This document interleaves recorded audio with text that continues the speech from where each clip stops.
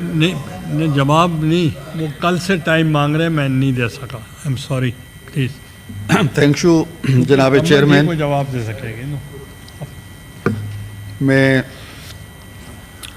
علی ظفر صاحب کی ماشاءاللہ بڑی شستہ اور شائستہ گفتگو سننے میں آئی، اور انہوں نے جن کنسرنز کا اظہار کیا وہ واقعی بہت سنجیدہ ہیں. مجھے توقع ہے کہ جس انہماک کے ساتھ اور جس توجہ کے ساتھ اور جس خاموشی کے ساتھ، جس دلچسپی کے ساتھ آپ کی گفتگو سنی گئی، اسی کا مظاہرہ آپ کی طرف سے بھی ہوگا. Thank you. جناب عالی، پہلی بات تو یہ ہے کہ جو واقعہ 2 دن پہلے یہاں ہوا اس کی مذمت میں میں پوری طرح شریک ہوں. ایسے واقعات نہ کسی حکومت کے ماتھے کا جومر بنتے ہیں، نہ جمہوریت کے لیے کوئی نیک فعال ہوتے ہیں، نہ پارلیمنٹ کا قد اونچا کرتے ہیں، نہ کسی کی سیاست کی کلغی بنتے ہیں. وہ داغ ہی رہتے ہیں، اور وہ داغ بڑی دیر تک رہتے ہیں، دھلتے نہیں. لہٰذا میں اس کی مذمت کرتا ہوں، اور اس کی پوری تحقیقات کا حکم دے دیا ہے جناب اسپیکر نے، اور دونوں طرف کے لوگ اس میں شامل ہیں، اپوزیشن بھی شامل ہے، ٹریری بینچز کے بھی لوگ شامل ہیں. کمیٹی بن گئی ہے، تحقیقات ہونی چاہیے، سراغ لگنا چاہیے، اور ان کو کیفر کردار تک پہنچایا جانا چاہیے. یہاں تک میں ان کے ساتھ ایگری کرتا ہوں. علی ظفر صاحب نے آئین کا حوالہ دیا کہ جی یہاں انہوں نے گفتگو ہی یہاں سے شروع کی کہ پاکستان میں ایک آئین ہے. میں انہیں یہ یاد دلانا چاہتا ہوں کہ یہ آئین 1973 سے موجود ہے، اور یہ آئین 2018 میں بھی موجود تھا، اور یہ آئین 2019 میں بھی موجود تھا، 20, 21, 22 میں بھی موجود تھا. میں اپنی ذات کا ذکر نہیں کرتا، لیکن یہ آئین اس ملک کے اوپر ایک چھت کی طرح تنا ہوا تھا.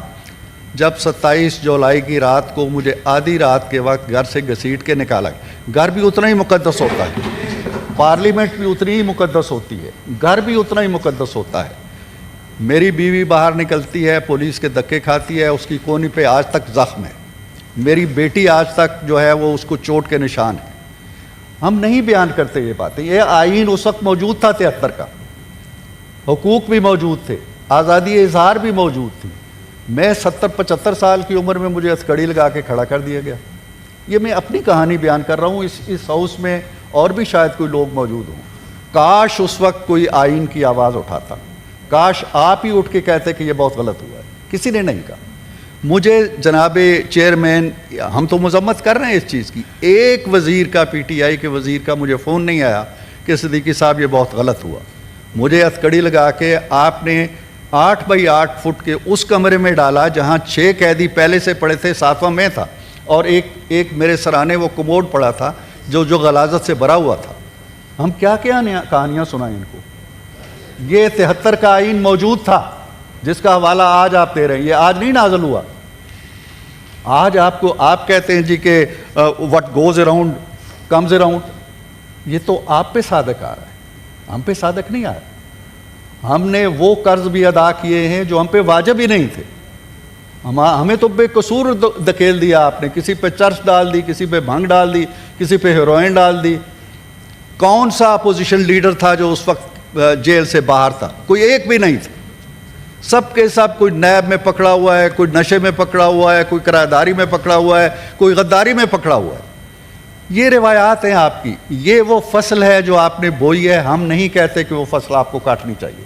ہم احتجاج کریں گے، ہر اس غلط بات پہ احتجاج کریں گے جو ہو رہی ہے. پھر آپ نے قائد اعظم کا حوالہ دیا کہ قائد اعظم نے جمہوریت کا درس دیا اور جمہوری طریقے سے یہ وطن حاصل کیا. مجھے بتائیں قائد اعظم نے کتنے دھرنے دیے تھے؟ قائد اعظم نے ہندو سامراج کا مقابلہ کیا، قائد اعظم نے انگریز سامراج کا مقابلہ کیا، دلیل سے کیا، بات سے کیا، اپنے حسن کردار سے کیا. کتنے دھرنے دیے، کتنے لانگ مارچ کیے قائد اعظم نے، کتنے دن وہ جیلوں میں رہے، کتنے دن انہوں نے جلسے جلوس اس طرح کے کیے، کتنے کور کمانڈروں کے گھر پر، انگریزوں کے گھروں پہ حملے کیے انہوں نے؟ نہیں کیے. انہوں نے ایک سیدھے سبھاؤ طریقے سے ملک کی تاریخ بھی بدلی بر صغیر کی اور جغرافیہ بھی بدلا. ایسے لیڈر بڑے کم ہوتے ہیں. آپ کا ان سے کیا موازنہ ہے؟ قائد اعظم نے اپنے نوجوانوں کو کہا تھا کہ جاؤ پیٹرول بم چلاؤ. قائد اعظم نے اپنے نوجوانوں سے وہ کام کرائے تھے جو آپ نے کرائے ہیں.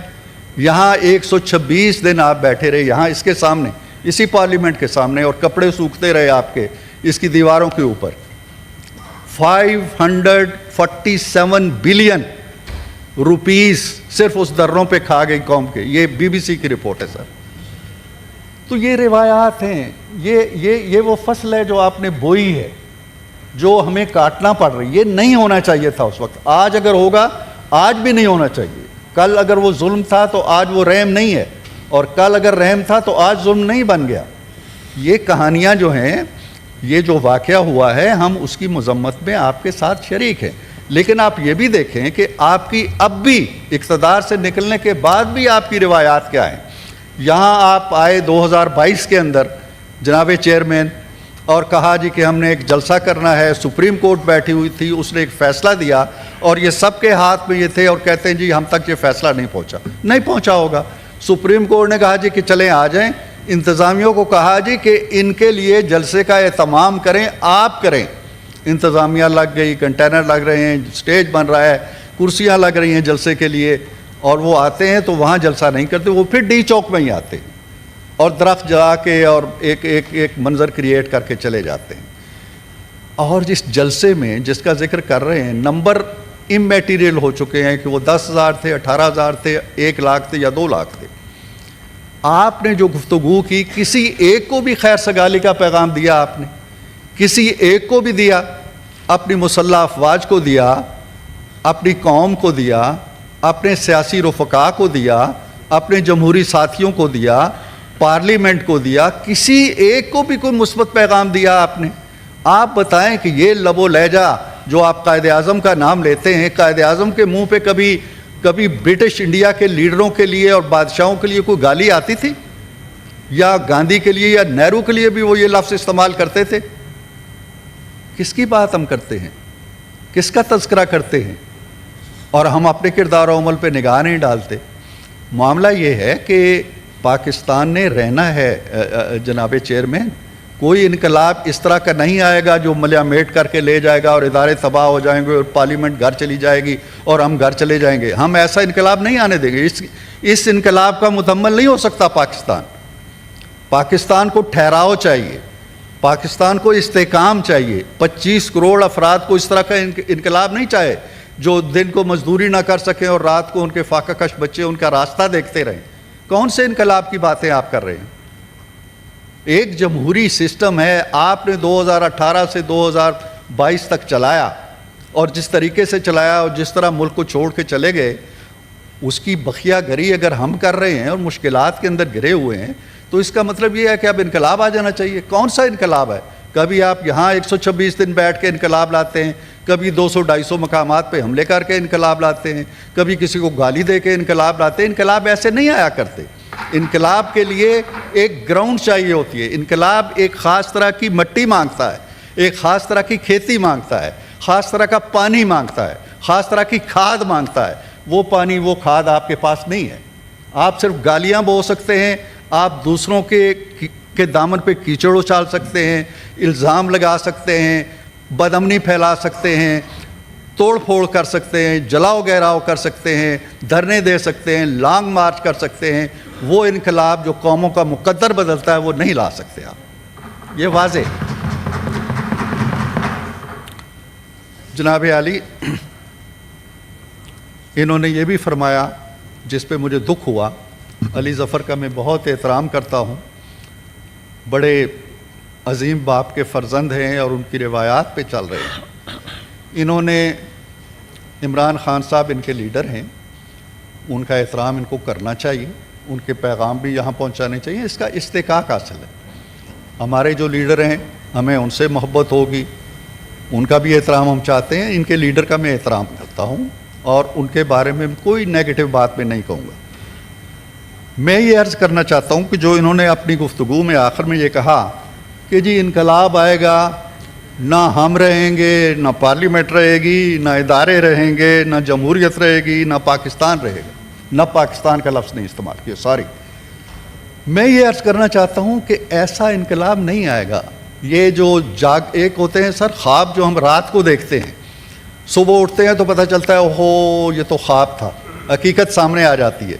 एक होते हैं जागती आंखों के ख्वाब, ये जागती आंखों के ख्वाब देख रहे हैं, जाग भी रहे हैं और ये सोचते हैं कि हम इनकलाब लेके आ रहे हैं। भाई इनकलाब ऐसे नहीं आया करते, इनकलाबों की तारीख पढ़ें, जहाँ जहाँ इनकलाब आए हैं और जो जो इनकलाबी उठे हैं और जो जो उनका किरदार था उसकी तारीख पढ़ें।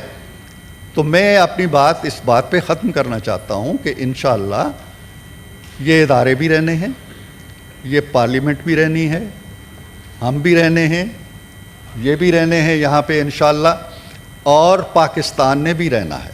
ये जो नशेब व फराज आते रहते हैं, कल ये यहाँ बैठे हुए थे, हम उधर थे, आज सूरत हाल बदल गई है, लेकिन जब दूसरे के गिरेबान पे हाथ डाला जाए तो अपने गिरेबान पे एक नज़र ज़रूर डाल लेनी चाहिए कि मैं जो दूसरे की तहकीर कर रहा हूँ, दूसरे पे इल्ज़ाम लगा रहा हूँ और ये कहता हूँ कि आज हमारे साथ करोगे तो कल भुगतोगे। हम भुगत चुके हैं भाई, हम तो वो भी भुगत चुके हैं जो हमारे गुनाह थे ही नहीं, ऐसे कर चुका चुके हैं जो कभी हम पे वाजिब ही नहीं थे।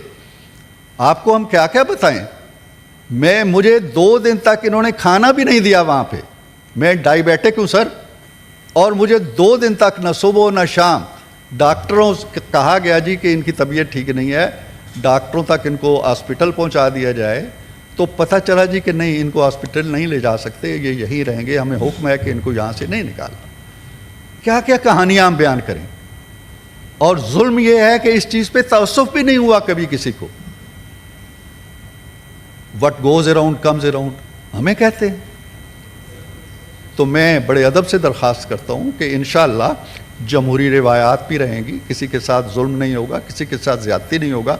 ये नंबर काउंट करें कि इनके ऐद के अंदर कितने लोग जेलों में थे, वो लोग नहीं जो 9 मई जैसे केसेस में थे, वो लोग जिन्होंने कुछ नहीं किया था, कोई किराएदारी में था, जैसे मैंने बताया, जैसे मैं था। और मुझे यहाँ अहमद ख़ान साहब बैठे हुए थे, अहमद ख़ान ने मुझे बताया उस वक्त कि सिद्दीकी साहब बर्रे सग़ीर की हिस्ट्री के अंदर, ब्रिटिश इंडिया की हिस्ट्री के अंदर ये आप वाहिद केस हैं जो इस केस के अंदर हथकड़ी डाल के जेल में डाले गए। I am the only one. ये रिवायत और ये सोने का तमगा, ये हलाल जुरत इनके सीने पे सजा हुआ। हमें कहते हैं जी बहादुर ये होते हैं और बुज़दिल ये होते हैं। हम बुज़दिल ही सही, लेकिन हमें वो बहादुरी नहीं चाहिए जो कौम के मुस्तकबिल से खेले, कौम के इस्तेकाम से खेले, कौम के इदारों से खेले, जमहूरियत से खेले, पार्लियामेंट से खेले और सिर्फ अपनी ज़ात पे निगाह करें। तो मैं बड़े अदब व एहतराम से कहता हूँ कि आए हम मिलजुल के। मैंने यहाँ पेशकश की थी कि एक बाहर की दुनिया है जहाँ हमारे लीडर हैं, जहाँ हमारी सियासी जमातें हैं, एक अंदर की दुनिया है। ये दुनिया हम मिलते हैं, गले मिलते हैं एक दूसरे के लॉबीज़ में। मैं तो चला जाता हूँ, चाय पीता हूँ, इज़्ज़त व एहतराम का रिश्ता है। आए एक मिसाल हम यहाँ बने जो अपने लीडरों को भी दिखाएं कि देखें हम कितनी उम्दगी से रह रहे हैं, तुम क्यों लड़ते हो आपस में। लेकिन यहाँ भी सूरत हाल कभी कभी जो हो जाती है बड़ी अफसोसनाक हो जाती है। मैं आज भी कहता हूँ कि हाउस के लिए, हाउस के तकद्दुस के लिए, हाउस के एहतराम के लिए, दूसरे हाउस में अगर एक चीज़ हुई है उस पर हमारा दिल भी ज़ख्मी है। हाँ, पार्लियामेंट जो है वो सांझी है, वो कोई हिज़्ब इख्तलाफ में तकसीम नहीं है, ना कोई हिज़्ब इक़्तिदार की उसमें तफरीक है। अगर एक पार्लियामेंटेरियन पे हमला होता है, किसी भी तबके से उसका किसी भी सियासी जमात से ताल्लुक़ है, वो हम सब पे हमला होता है। हमें इज्तमाही तौर पे अपने इस ऐवान के तकद्दुस के लिए जिस तरह मैं तो समझता हूँ कि हमें कोई ना कोई ऐसा मैकेनिज़्म बनाना चाहिए। शिबली फराज साहब हैं, इनकी सरबराही में कमेटी बन जाए, अली ज़फ़र साहब की बन जाए। हम एक अच्छे शगुफ्ता माहौल के अंदर, आज ठीक है उन्होंने गुफ्तगू की, हमने सुनी, मैंने गुफ्तगू की, उन्होंने सुनी। ये तहम्मुल, ये बुर्दबारी और ये कुशादा दिली और ये कुशादा मिजाजी, ये हुस्न है इस ऐवान का। मैं बहुत शुक्रगुजार हूँ, उन्होंने मेरी गुजारिशात तवज्जो से सुनी। मौलाना अताउर रहमान साहब। Thank you. मौलाना साहब, मैं कर रहा हूँ।